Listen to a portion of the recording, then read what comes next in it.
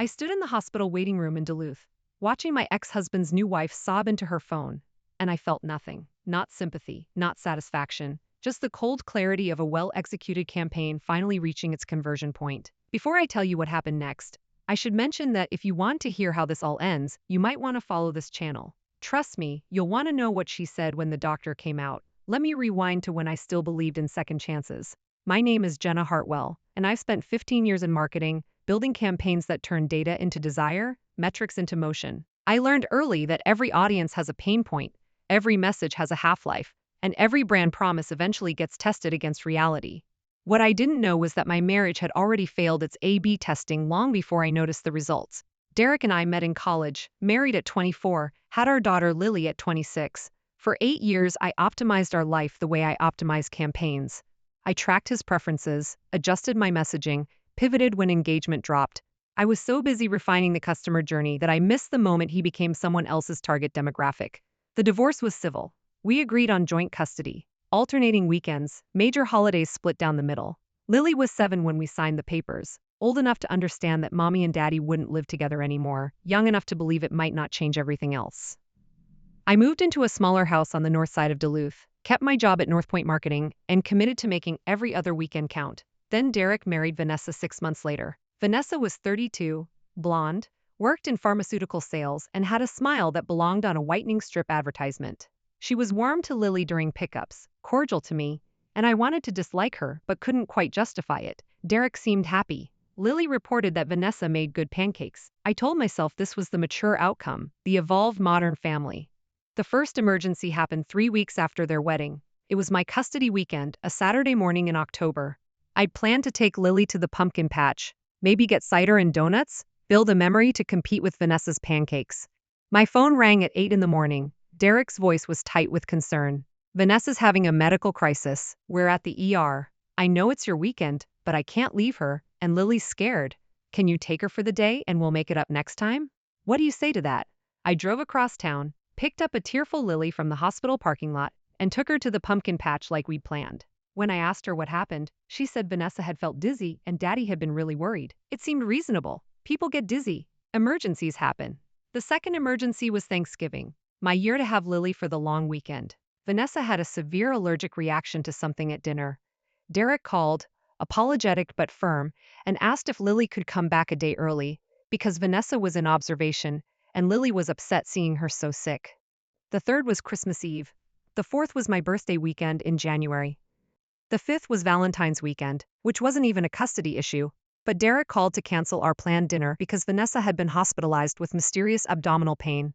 By March, I'd lost count. Each incident had a different symptom: migraines, heart palpitations, suspected food poisoning, a possible concussion from a fall. Each one occurred within the 48 hours before or during my custody time. Each one resulted in Derek asking, always gently, always reasonably, if we could adjust the schedule just this once.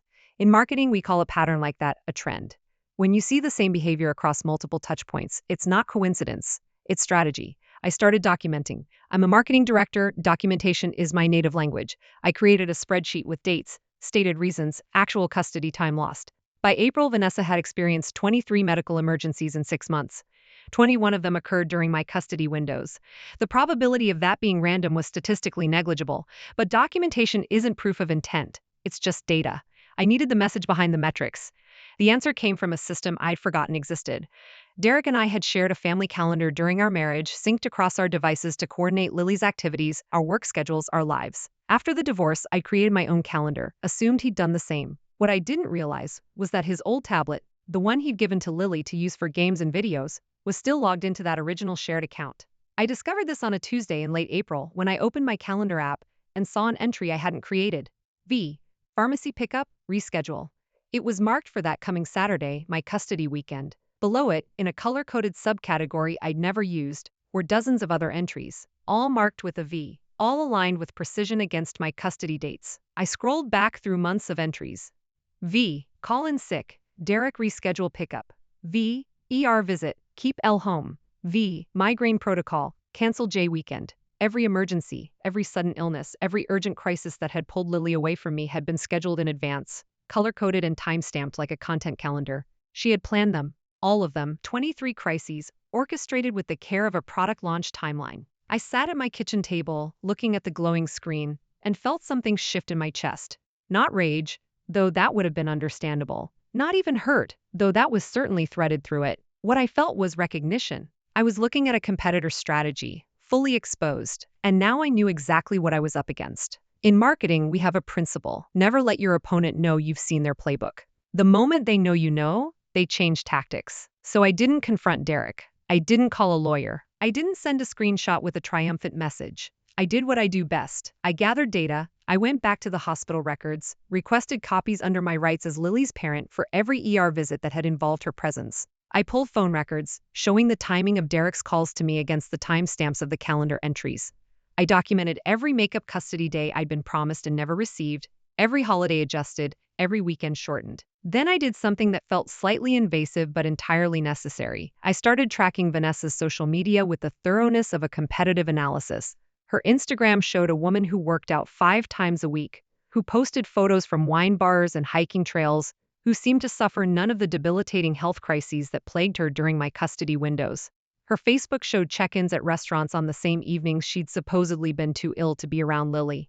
I created a presentation. Clean slides, minimal text, heavy on visual evidence, calendar screenshots on the left, hospital intake forms on the right, showing that severe migraines and heart palpitations had somehow required only 1 to 2 hours of observation before discharge. Social media posts timestamped within hours of supposed emergencies. Phone records showing that Derek called me before calling emergency services in 14 out of 23 incidents. I titled it Brand Inconsistency, a 6-month analysis. Then I waited, not for the right moment, for the inevitable one. In marketing, the best campaigns don't force timing. They position assets and let the audience come to them. Vanessa had a pattern, and patterns are predictable. My custody weekend was coming up, the first one in May, and I knew exactly what would happen. The call came Friday night at 7. Derek's voice carried that familiar tone, concerned but controlled. "Jenna, I'm really sorry to do this, but Vanessa's having chest pains. We're heading to the ER now. Lily's really scared. I know it's your weekend, but which hospital?" I asked. He paused, surprised by the question. "Duluth Regional, but you don't need to." "I'll meet you there," I said. "Lily shouldn't be scared. I'll sit with her." Another pause. I could hear him calculating, trying to find a reason to say no. "That's not necessary. I can have my mom come get her." "Derek, our daughter is frightened, and her mother is available. I'll be there in 20 minutes. I hung up before he could argue. I picked up my laptop bag, the one that carried my work presentations, and drove to Duluth Regional Medical Center. The waiting room was the same pale green as every hospital waiting room, designed to soothe but succeeding only in feeling institutional. Lily sat in a plastic chair, her legs swinging, not quite reaching the floor. Derek sat beside her, scrolling his phone. When he saw me, his expression flickered with something I couldn't quite read. Confusion, maybe, or the beginning of concern. "Mommy!" Lily launched herself at me, and I caught her, held her tight. "Hey, sweetheart, I heard Vanessa wasn't feeling well. She said her chest hurt really bad," Lily said, her voice small. "Daddy drove really fast." "I bet he did." I looked at Derek over our daughter's head. "Any update?" "They're running tests. Could be a while." He stood, gestured toward the hallway. "Can I talk to you for a second?" I settled Lily back in her chair with my phone and a game, then followed Derek to a quiet corner near the vending machines. "You didn't need to come," he said, and now the concern was clearer. "I know it's your weekend, but this is a family matter." "Lily is my family," I said evenly. And she was scared. "I meant my family. Vanessa is my wife, I understand. I'm not here for Vanessa. I'm here for our daughter." I kept my voice level, my expression neutral. In marketing, we call this tone matching. Mirror your audience's emotional state to build trust, or stay calmer to establish authority. I chose the latter.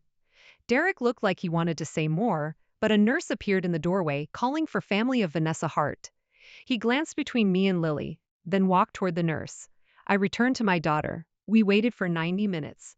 Lily dozed against my shoulder. I answered emails on my phone, refined a campaign budget, and watched the clock tick toward 9:30. Finally, Derek emerged, Vanessa walking beside him. She looked perfectly healthy.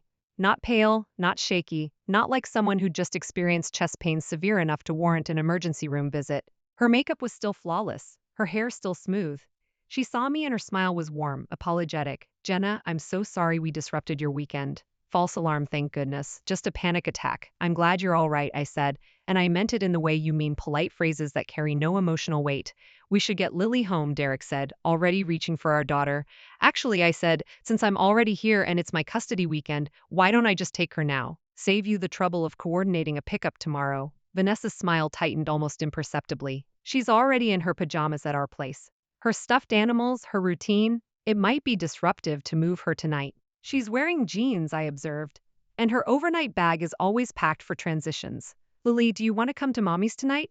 We can make that breakfast you like. Lily, still sleepy, nodded against my shoulder. Derek opened his mouth, but what could he say? That his wife's medical crisis had resolved so quickly she could now debate custody logistics in a hospital waiting room? That somehow this emergency, like so many others, had conveniently occurred at the exact threshold of my parenting time? He said nothing. I gathered Lily in her small backpack, said goodnight, and walked to my car. The next morning, over scrambled eggs and toast, I asked Lily a question I'd been holding for months. Sweetheart, when Vanessa has her emergencies, does she seem really sick? Lily shrugged, focused on her eggs. Sometimes. Mostly she just says she needs to lie down, and can Daddy take her to the hospital? Does she lie down a lot? Even when she's not going to the hospital? Not really. She does yoga and runs and stuff. But when it's your weekend, she gets sick more. Children notice everything. They just don't always know what the patterns mean. Does that seem weird to you? I asked carefully. Lily looked up at me with those wide brown eyes, so much like Derek's used to be before they learned to evade. Daddy says some people just get sick a lot. But Vanessa doesn't seem like those people. What do people who get sick a lot seem like? Grandma Rose has bad knees and she walks slow and complains. Vanessa doesn't complain except when you're supposed to pick me up. I didn't press further. I finished breakfast and we spent the weekend doing normal things. The pumpkin patch had become a strawberry farm. The cider had become lemonade. The season had changed, but the intention was the same: build memories, be present, show up.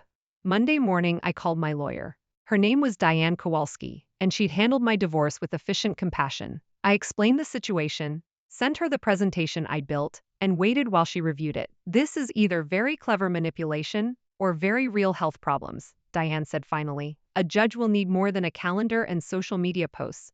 What would you need? Medical expert testimony that these symptoms don't match the pattern of any recognized condition. Documentation that the emergencies only occurred during your custody time, verified by third-party records, not just your spreadsheet. Ideally, proof of intent. The calendar entries aren't proof of intent, they're proof of scheduling. She could argue she was tracking symptoms, anticipating flare-ups. You need her to admit it, on record, or you need someone else to corroborate that she's fabricating. I thanked her and hung up. Proof of intent. A confession or a witness? I had neither. What I had was a marketing background and an understanding of human behavior under pressure. Every brand has a breaking point, a moment when the gap between promise and reality becomes unsustainable. Vanessa's brand was fragility, sudden illness, perpetual crisis. She built her strategy around it. But strategies that rely on performance eventually crack under their own weight. I just needed to let the pressure build. I stopped accommodating. When Derek called the following weekend with another emergency, this time a suspected kidney stone, I said, I'm sorry, Vanessa is in pain. I'll pick up Lily at 6 as scheduled. She's at the hospital with me. I can't leave her. Then have your mother bring Lily to my house. Our custody agreement doesn't include provisions for Vanessa's health. Jenna, that's incredibly cold. It's incredibly consistent, I said. 6 o'clock. He hung up. At 6:15, his mother dropped Lily off, tight-lipped and disapproving. I thanked her and closed the door. The next emergency I didn't even acknowledge. Derek called, I let it go to voicemail, and I arrived at his house at the scheduled pickup time. Vanessa answered the door, looking perfectly healthy, and told me Lily couldn't come because there was a family emergency. What kind of emergency? I asked. I'd rather not discuss my private health matters with you. Then I'd rather not discuss custody modifications without a court order. Lily, get your bag. Vanessa's face shifted, the warmth evaporating. You're being unreasonable. I'm being consistent with a legal agreement. If there's a genuine emergency that prevents custody exchange, we can address it through our lawyers. Lily appeared behind Vanessa, bag in hand, looking uncertain. Vanessa stepped aside, and my daughter walked out. In the car, Lily was quiet. Finally, she said, Vanessa said, you don't care if she's sick. I care if people are honest, I said. Do you think Vanessa is honest? Lily stared out the window. I think she wants Daddy to herself. Children see the truth we pretend to ignore. Over the next month, I held every boundary. I documented every call, every excuse, every attempt to modify our schedule. I didn't argue. I didn't engage emotionally. I simply showed up at the appointed times and took my daughter home. and Vanessa escalated. The emergencies became more dramatic. A fall down the stairs that somehow left no bruises, a severe allergic reaction that required no EpiPen and no follow-up care, a fainting spell that occurred, according to Lily, right after she asked when I was coming. Then, in mid-June, Derek filed a motion to modify custody. The petition argued that Vanessa's ongoing health crises created instability in their household, and that Lily was being traumatized by the disruption of being shuffled between homes during medical emergencies. He requested primary custody, with me receiving visitation every other weekend. I read the document in Diane's office, and I felt that same cold clarity I'd felt in the hospital waiting room. They're trying to flip the script, I said. Make her health problems my fault. It's not a terrible strategy, Diane admitted. If a judge believes there's genuine medical instability and that your rigidity is making it worse, they might see his home as more stable. So we need to prove she's faking, or we need to prove the pattern. The hearing is in 3 weeks. Between now and then, document everything. And I mean everything, I documented. I pulled medical records with Derek's authorization from when we were married, showing that Vanessa had never had a single ER visit in the year before she married him. I compiled incident reports from the hospital visits during my custody time, showing a pattern of presentations with dramatic symptoms but minimal findings. I gathered testimony from Lily's teacher, who noted that Lily had mentioned Vanessa's weekend sicknesses multiple times. And then, 2 weeks before the hearing, I got the evidence I needed from the last place I expected. Lily came home from Derek's house on a Tuesday afternoon, his midweek dinner visit, and she was clutching her tablet. She looked upset. "What's wrong, sweetheart?" "I wasn't trying to listen," she said, tears in her eyes. "I was playing my game and I had my headphones on, but they weren't plugged in all the way, and the tablet was recording." "Recording what?" She handed me the device. On the screen was a voice memo, 12 minutes long, time-stamped from that evening. I pressed play. Vanessa's voice came through, tinny but clear. "Derek, I'm telling you, she's not going to stop unless we make this hurt. The custody thing will work, but we need another episode before the hearing. Something big enough that it looks like she's putting me at risk by being inflexible." Derek's voice, lower, uncertain. "I don't know, Ness. If the judge finds out you've been exaggerating, I'm not exaggerating. I'm strategizing. There's a difference. She thinks she's so smart with her spreadsheets and her boundaries. Let her be smart. We'll be Lily's primary home, and she can have her data. What kind of episode? I don't know. Maybe something stress-induced. A breakdown. Something that shows the emotional toll of her refusing to cooperate during a health crisis. Bring Lily back late this weekend. Tell Jenna I was too unwell to bring her on time, and when she pushes back, I'll have a very public anxiety attack. Film it if you can. Show how her rigidity is affecting me." There was a long pause. Then, "Derek, you really think this is necessary? I think she's trying to take you away from your daughter out of spite, and I'm protecting our family." "Yes, it's necessary." The recording continued with mundane conversation, then ended. I looked at Lily, who was crying now. "A minor eye in trouble? No, baby. You're not in trouble at all." I held her, and over her head, I looked at that tablet and felt something I hadn't allowed myself in months. Satisfaction. The hearing was scheduled for a Thursday morning in late June at the St. Louis County Courthouse. I arrived with Diane carrying my laptop and a folder of documents. Derek and Vanessa sat across the aisle with their attorney, a woman named Michelle Strassman who had a reputation for aggressive family law tactics. Judge Patricia Lindholm presided, a woman in her early 60s with gray hair and an expression that suggested she'd heard every variation of parental conflict and believed none of it.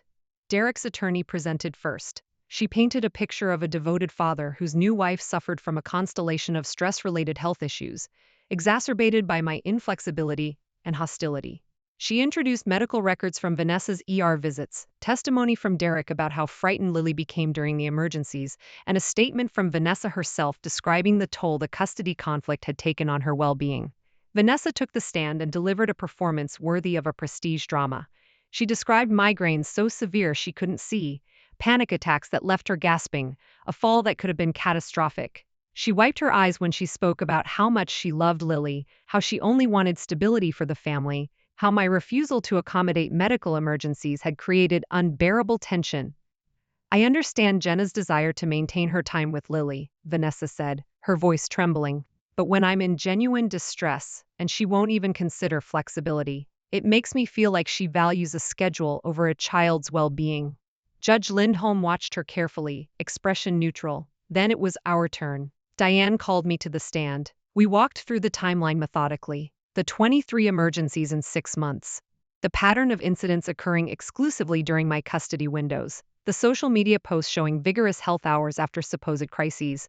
The medical records showing no ongoing treatment, no diagnosed conditions, no follow-up care. Miss Hartwell, Diane said, in your professional opinion as someone who works with data and pattern recognition, what conclusion did you draw from this timeline? That the emergencies were being fabricated or exaggerated to reduce my custody time? Michelle Strassman objected.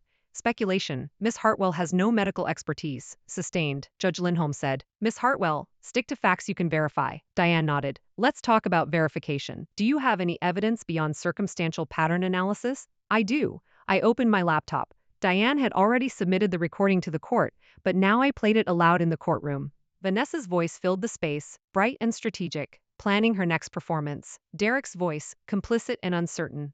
The conversation laid bare exactly what the 23 emergencies had been, a campaign to erase me from my daughter's life. The room went silent when it ended. Vanessa's face had gone white, not the pale of illness, but the bloodless shock of exposure. Her carefully composed expression cracked, and for the first time, I saw what lived underneath: anger, calculation, and the terrible awareness that her strategy had just detonated in her hands. Derek stared at the table, his jaw tight. Judge Lindholm looked at Vanessa. Miss Hart, do you want to respond to this recording? Vanessa's attorney leaned in, whispered urgently.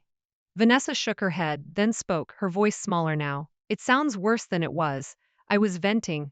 I've been under enormous stress. You discussed fabricating a public anxiety attack and filming it as evidence, Judge Lindholm said. Her tone was not loud, but it carried the weight of absolute authority. That's not venting. That's conspiracy to deceive this court. I never actually did it. You planned it. You described a pattern of behavior designed to manipulate custody arrangements. And based on the medical records submitted, there's no evidence of ongoing treatment for any of the conditions you've claimed. Michelle Strassman stood. Your Honor, my client has been under significant emotional strain. The recording reflects a moment of frustration, not an admission of wrongdoing. Counselor, your client described previous incidents as strategy, not medical events. That calls into question every emergency cited in your motion. Judge Lindholm looked at Derek. Mr. Hartwell, you were present for this conversation. Did you report it to your attorney or to Miss Hartwell? Derek lifted his eyes, and I saw something I hadn't seen in years. Shame. No, Your Honor. Did you believe your wife was genuinely ill during these incidents? He hesitated too long. I believe she was struggling. That's not what I asked. I thought some of it might have been stress-related. Amplified. Amplified, the judge repeated. Mr. Hartwell, you've asked this court to reduce Miss Hartwell's custody based on your wife's medical crises. If you suspected those crises were being amplified for effect, why did you proceed with this motion? Derek had no answer. Judge Lindholm closed the file in front of her. Here's my ruling. The motion to modify custody is denied. The existing custody arrangement remains in place. Additionally, I'm referring this matter to the county attorney to review whether charges of contempt or fraud on the court are warranted. Miss Hart, you're fortunate that the only fabrication here involved your health, and not something that endangered the child.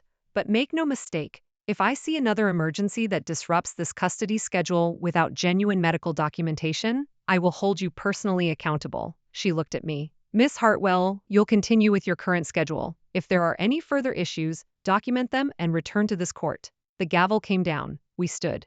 Diane gathered her files. Across the aisle, Vanessa was crying, but these tears were different from the ones she'd performed on the stand. These were the tears of someone whose brand had collapsed, whose strategy had been exposed, whose carefully constructed image had shattered in public record. Derek wouldn't look at me. He helped Vanessa to her feet, and they left the courtroom with their attorney, a small ruined family of their own making. Outside, in the hallway with its fluorescent lights and scuffed linoleum, Diane turned to me. You know they're going to appeal. Let them. The recording is on the record now. Any judge who hears it will reach the same conclusion. How's Lily handling all this? She's resilient. And she's relieved, I think. She knew something was wrong. Kids always do. Diane smiled. You did good work here. A lot of parents would have lost their temper months ago. Losing your temper is bad marketing, I said. It lets your opponent control the narrative. I drove home, picked up Lily from my neighbor who'd been watching her, and made dinner. We didn't talk about the hearing. We talked about her upcoming soccer camp, about whether we should adopt a cat, about normal things that felt precious because for months they'd been under threat. That weekend, Derek texted to confirm pickup time. No mention of the hearing, no apology, just, I'll have Lily ready at 6. I replied, see you then. And at 6 o'clock I arrived. and Lily came out with her bag, and Derek stood in the doorway looking diminished in a way I'd never seen. Vanessa was nowhere visible. "Jenna," he said as Lily got in the car. "I'm sorry. For all of it." I looked at him, this man I'd once built a life with, who'd become a stranger capable of participating in cruelty. "I appreciate that," I said. "And I meant it the way you mean things that acknowledge a gesture without granting absolution." I didn't know she'd take it so far. "You knew enough. You were in the room when she said it." He nodded, looked away. "Are you going to try to get full custody now? You could, with the recording." "I don't want full custody. I want what we agreed on. Shared time, shared responsibility. I want Lily to have both her parents." I paused. "But if there's another emergency that isn't genuine, I won't be as patient." "There won't be." "Good." I got in the car. Lily waved to her father and we drove home. Over the next few months, the pattern changed. Pick up and drop off happened on time. There were no emergencies. Vanessa was polite on the rare occasions we crossed paths, but the warmth was gone, replaced by a careful distance. She knew I'd archived the recording in multiple locations. She knew that one more performance would cost her more than a hearing. Derek and I developed a functional co-parenting rhythm. We'd never be friends. We'd never go back to what we were. But we could exchange our daughter at a doorway and wish each other a good weekend, and that was enough. I didn't know what happened inside their house. Whether Vanessa's health miraculously stabilized or whether Derek finally insisted on honesty. I didn't ask. Their marriage was no longer my concern. What was my concern was Lily, who began sleeping better, laughing easier, asking fewer careful questions about whether Vanessa might get sick again. In August, my company landed a major campaign for a regional healthcare network, ironically enough. The creative brief talked about trust, about showing up, about the gap between what brands promise and what they deliver. I wrote copy about the importance of consistency, of being there when it matters, of honoring commitments. My creative director loved it. "This feels personal," she said. "In a good way. Most good marketing is personal," I replied. The campaign launched in September. It won a regional AITA award in November. At the ceremony, I gave a short speech about the power of pattern recognition, about how the best insights come from paying attention to what people do, not what they say. I didn't mention custody battles or fabricated emergencies or recordings that changed everything, but I thought about them. In December, Lily asked if Vanessa and I would ever be friends. We were decorating the Christmas tree, my weekend, the lights casting soft colors across her serious face. "I don't think so, sweetheart," I said honestly. "But we don't have to be friends, we just have to be respectful." "She's nicer now," Lily observed. "She doesn't get sick as much." "That's good." "Do you think she was faking?" I considered how to answer that. I think sometimes people do things they think will help them get what they want, and they don't realize how much it hurts other people. "I think Vanessa wanted your dad's attention and time, and she found a way to get it." "That's mean." "It is," I agreed. "But people do mean things sometimes. What matters is how we respond." "You didn't yell at her." "No, you just showed the judge the recording." "Yes." Lily hung a silver ornament on a low branch, quiet for a moment. "I'm glad you're my mom. I'm glad you're my daughter." We finished the tree in comfortable silence. The next custody exchange, Derek mentioned that he and Vanessa were starting marriage counseling. I nodded, kept my face neutral, said I hoped it helped. What I didn't say was that counseling might teach them communication skills, but it wouldn't erase what I knew about who they were when they thought no one was documenting. In marketing, we call this brand damage. Once your audience sees the gap between promise and reality, you can rebrand all you want, but the data doesn't lie. Trust, once broken, requires more than apologies. It requires sustained proof over time. I didn't know if they'd do that work. It wasn't my job to know. My job was to show up for my daughter, to maintain the boundaries that kept our time sacred, and to build a life that didn't depend on anyone else's honesty but my own. By the time spring arrived again, a full year since I'd first seen the shared calendar entries, Lily's anxiety had largely faded. She moved between households with the easy adaptability of a child who knows both parents will be there when promised. The emergency pattern had been replaced by routine, and routine, for a child, is a kind of love. Derek and Vanessa's marriage survived, at least on the surface. I didn't ask for details. I saw them at Lily's soccer games, at school conferences, at the small public intersections of shared parenting. We were civil.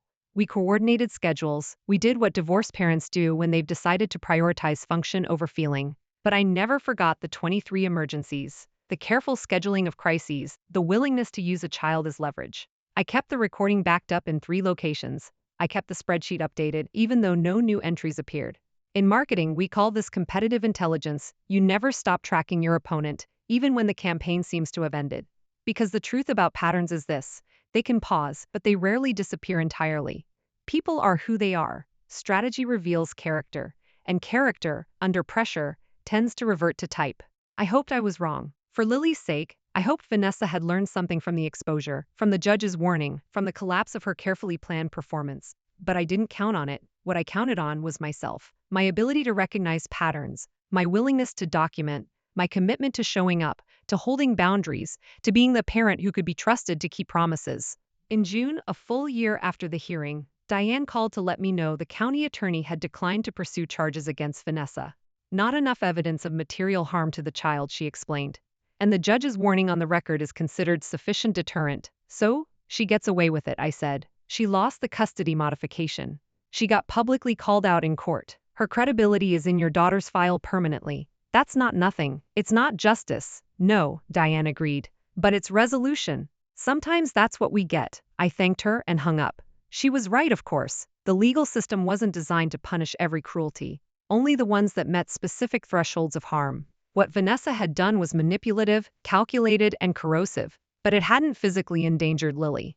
It had only tried to erase me, and it had failed. That, I decided, would have to be enough. Summer came, and with it Lily's 9th birthday. We'd agreed to a joint party, something we'd never attempted before. Derek suggested a park pavilion, neutral territory. I agreed. The day was warm, almost too warm, the kind of Minnesota summer afternoon that makes you forget winter ever existed. Lily ran between her friends, her face bright with uncomplicated joy. Derek manned the grill. I set out plates and napkins. Vanessa arranged the cake, elaborate construction from a bakery downtown. We moved around each other like dancers who'd learned the choreography through repetition rather than harmony. Polite, functional, distant. When it came time to sing, we stood on opposite sides of the picnic table, and Lily blew out her candles between us, making a wish I'd never know. Afterward, as kids scattered to play and adults cleaned up, Vanessa approached me near the trash bins. "Can we talk?" she asked. Her voice was quiet, almost hesitant. I looked at her. She'd lost weight since the hearing, or maybe that was just the difference between the groomed performance I'd seen in court and this more casual version. Her hair was in a ponytail. She wore minimal makeup. She looked, for the first time, like someone who might actually be tired. "All right," I said. We walked a short distance from the pavilion, to a spot near the playground where we could still see Lily but not be overheard. Vanessa didn't look at me. She looked at the playground, at the kids climbing and swinging, at the ordinary chaos of a birthday party. "I know you don't want to hear this," she said finally, "but I am sorry. For all of it," I waited. "In marketing, silence is a tool. People fill it. And what they fill it with tells you more than any question could extract." "I was jealous," Vanessa continued, "of you. Of the fact that you'd always be Lily's mother and I'd always be the addition. I thought if I could make Derek need me, if I could create situations where I was the one he chose, it would make me matter more." She laughed, a bitter sound. "Turns out it just made me look pathetic." "It made you look manipulative," I corrected. "Pathetic would have been easier to forgive," she flinched. "Fair. Why are you telling me this?" "Because Derek and I are still in counseling, and my therapist says I need to take accountability. Not just admit what I did, but understand why, and tell the people I hurt." She finally looked at me. "I hurt you, and I hurt Lily, and I can't undo that, but I can at least say it out loud." I studied her face, looking for the performance, the angle. But what I saw was exhaustion, not the fake kind she deployed in hospital waiting rooms, the real kind. The kind that comes from holding up a facade until it finally collapses. "I appreciate you saying that," I said. And I did, though appreciation isn't the same as forgiveness. "Are you actually sick?" "Any of it? No. I get headaches sometimes like everyone, but the rest..." I just knew which symptoms would get attention without requiring real proof. "You researched it." "I researched it," she confirmed. "I told you." Manipulative. We stood in silence for a moment. Nearby, Lily's laughter rang out, clear and uncomplicated. "What do you want from me?" I asked. "Forgiveness? Absolution? I don't know. Maybe just to hear that you won't always hate me." "I don't hate you, Vanessa. I don't trust you, and I probably never will. But hate takes energy I'd rather spend on my daughter." She nodded slowly. "That's fair too. If there's another emergency," I said, "real or fabricated, I will document it and I will return to court. And next time, I won't stop at a custody hearing." "I know, good." I walked back to the pavilion. Vanessa stayed by the playground a moment longer, then followed at a distance. The party continued. Cake was served. Presents were opened. Lily, surrounded by friends and family, glowed with the particular happiness of a child who knows she's loved. Derek caught my eye across the table and gave a small nod, something like gratitude or relief. I nodded back. We were learning, slowly, how to be the parents Lily deserved. Not perfect, not whole, but present. When the party ended and guests dispersed, Lily asked if she could spend the evening at Derek's before coming back to me tomorrow. It wasn't my custody day, but we'd been working on flexibility, the real kind, based on Lily's wants rather than adult manipulation. Of course, I said. I'll pick you up tomorrow afternoon. Thanks, Mom. She hugged me hard, then ran to Derek's car. I drove home alone, the quiet of my house settling around me like a familiar coat. I made tea. I sat on my back porch, looking at the garden I'd planted in the spring. Tomatoes were coming in. The basil smelled sharp and green. My phone buzzed. A text from my creative director. Client loved the healthcare campaign. They want to extend the contract. Can you meet Tuesday to discuss? I replied. Absolutely. Another buzz. This one from Lily. Love you, Mommy, with 3 heart emojis. I smiled and typed back. Love you too, sweetheart. The evening settled around me, warm and still. I thought about the past year, about calendars and recordings and courtroom revelations, about the difference between a crisis that's real and one that's manufactured, about the exhausting work of holding boundaries when someone is determined to erode them. In marketing, we talk about brand resilience, the ability to withstand challenges, to maintain core identity even when the market shifts. I'd spent 15 years teaching companies how to build it. I'd spent the last year learning to embody it myself. The lesson wasn't complicated. Show up, be consistent, document what matters. Don't perform emotion, channel it into strategy. Don't let anyone else write your narrative. And when someone tries to erase you, make sure you're too well documented to disappear. I finished my tea as the sun dropped lower, painting the sky in shades of amber and rose. Tomorrow I'd pick up Lily. We'd make dinner together, probably pasta because that was her current favorite. We'd talk about her party, about the school year starting soon, about whether we should finally get that cat. We'd be ordinary and present and real. And that, I'd learned, was the best revenge, not spectacle or destruction, but simply continuing to exist, undimmed, in the life someone tried to take from you. The recording stayed archived, the spreadsheet stayed updated, a quiet record of patterns broken and boundaries held. I didn't need to reference them anymore, but I kept them the way you keep insurance, hoping you'll never need it again, but prepared if you do. Because the other thing I'd learned about patterns is this: people can change, but change requires more than an apology. It requires sustained action over time, proof that the new behavior isn't just another performance. Vanessa had offered words. Time would reveal whether they were backed by substance, and if they weren't, I'd be ready, not with anger, not with drama, just with evidence, documentation, and the same cold clarity that had carried me through 23 fabricated emergencies and a courtroom confrontation. In marketing, we call that brand equity, the accumulated value of every promise you keep, every boundary you maintain, every time you show up exactly as you said you would. I'd spent a year building mine, and no one, not Vanessa or Derek or any future challenger, would take it from me again. The sky darkened to indigo, then to star-scattered black. I went inside, washed my cup, and prepared for the week ahead. Client meetings, campaign revisions, the ordinary architecture of a life rebuilt on my own terms. And tomorrow, my daughter. Always, my daughter. That was the constant that no crisis, real or invented, could touch. I went to bed early, slept soundly, and woke to a Sunday morning bright with possibility. At 2 o'clock, I drove to Derek's house. Lily was waiting on the porch, bag already packed, waving as I pulled up. How was last night? I asked as she buckled in. Good. We watched a movie and Vanessa made popcorn. She didn't get sick at all. That's good, I said, and I meant it without irony. We drove home through streets I knew by heart, past the park where we'd had the party, past the coffee shop where I'd spent dozens of early mornings working on campaigns and custody documentation. Everything was familiar. Everything had changed. At home, Lily disappeared into her room to unpack while I started dinner prep. My phone buzzed again, this time an email from Diane. FYI, Derek's attorney formally withdrew the custody modification appeal. Consider the matter closed. Well done. I read it twice, then set the phone down. Closed. Not resolved in some grand final confrontation. Not concluded with dramatic revelations or courtroom justice. Just closed. A legal matter that had started with manufactured crises and ended with withdrawn paperwork. Quiet, bureaucratic, complete. I realized I preferred it this way.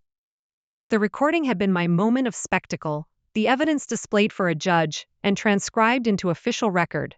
But this, the simple withdrawal, the acknowledgement that they couldn't win, the return to the agreement we'd started with, this was better. Because it meant they'd accepted the reality I'd been documenting all along, that I wasn't going anywhere, that my time with Lily wasn't negotiable, that no amount of performance or strategy would change the fundamental fact of my presence in her life. I was her mother. That was never in question. What had been in question was whether I could defend that truth against people willing to weaponize sympathy and fabricate crisis. Turned out I could. Not with matching manipulation, not with my own performance, just with documentation, evidence, pattern recognition, the skills I'd honed in 15 years of marketing, applied to the most important campaign of my life. "Mom, can we make that pasta with the pesto?" Lily called from her room. "Absolutely," I called back. We cooked together, her standing on a step stool to help stir, talking about nothing important and everything essential. We ate at the kitchen table, the windows open to let in the summer evening air. After dinner, we played a board game she was currently obsessed with. She won, as usual. I accused her of cheating, as usual. She laughed and promised she'd beaten me fairly, as usual. Ordinary, precious, real. At bedtime, she asked me to read an extra chapter of the book we were working through.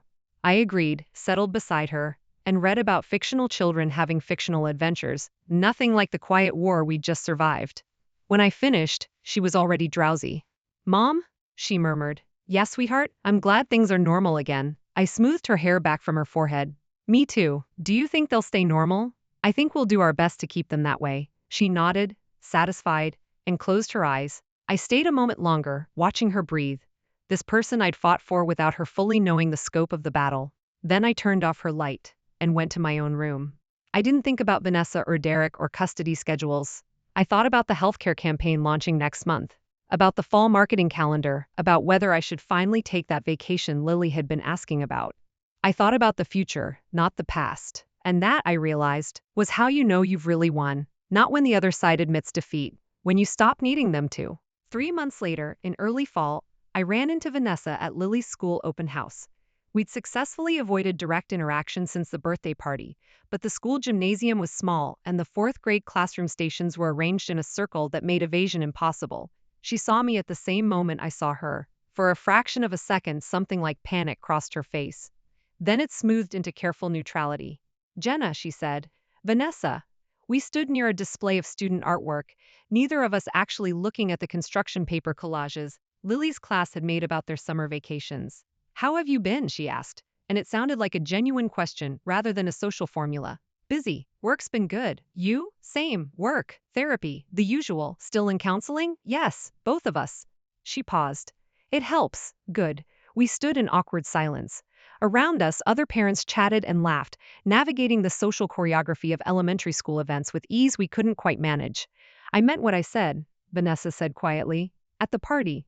I am sorry, I know. Does that matter?" I considered the question. Did it matter? Did her regret change what she'd done? Unmake the 23 crises? Restore the custody time I'd fought to protect? No, but it changed the future, maybe. It changed what happened next. "It matters," I said finally. "It doesn't fix anything, but it matters." She nodded, something like relief in her eyes. "Derek wants us to try family dinners. All of us together. He thinks it would be good for Lily to see us getting along. What do you think?" "I think it would be incredibly awkward and possibly a disaster. But I also think he might be right." I thought about it. The four of us around a table, passing bread and attempting small talk, performing civility until maybe it became real. It sounded exhausting. It also sounded like growth.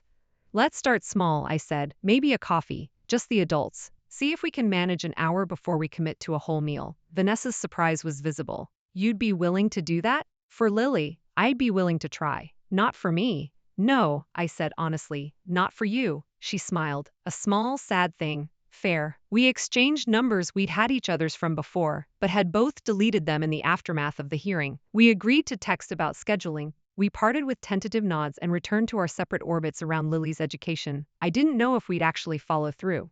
Intention and action are different things, and we'd both proven capable of weaponizing the gap between them. But I knew this. I was no longer afraid of her. Not of her crises, real or invented. Not of her strategies or her sympathies or her ability to manipulate Derek into complicity, because I'd proven to myself that I could document, defend, and endure.